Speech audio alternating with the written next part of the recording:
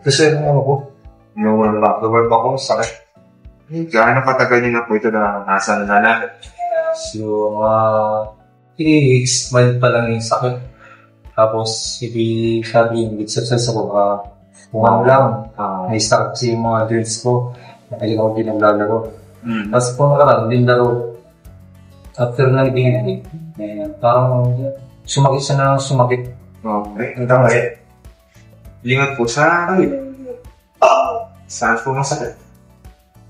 Yung konting stretch lang po na sakit o. Sakit na, dahan-dahan natin sana. Saan sumakit? Puro, habang kaganyan ka? Dito? Kung re-rate mo po yung 1 to 10, number 10 yung pinakamasakit. Gano'n ka po? Kasi nakakala ko. Saan masakit? Nandun pa rin. Gano'n kasakit po yun? Oo, man. 9. Sakit na. Saan po masakit? Gano'n kasakit po yun? Sige, mga 8 lang. Sakit po dito? Yan, masakit na. Saan po? Puro? Dito, Gano'n kasakit po yun? 8. Ayun po. bukas sa ito, parang mga 5 na. 5. Diba? 6. Saan po yung left? Hindi.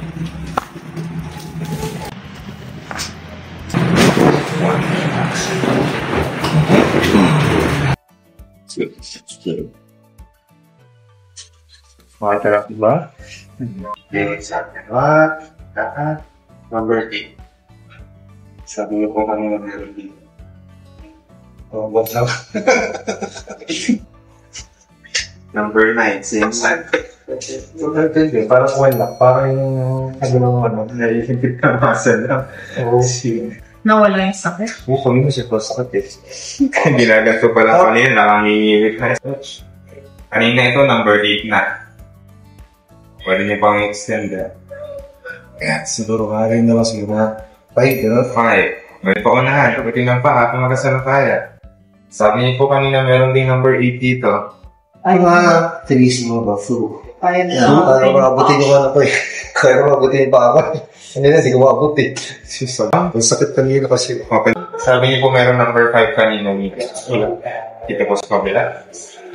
Dito naman sa kabila, sabi niyo number 6. Kumusta ang pakaramdam sa? Nakakaano na kung sobrang sakit. Para maganda, daldalin na ito. Sige po ako. After po ng therapy natin, kamusta naman ang pakaramdam mo siya? Kaya mga ginawa kaysa sa kanina. Sa kanina. Kanina talaga kung may miligid sa sakit eh. Puro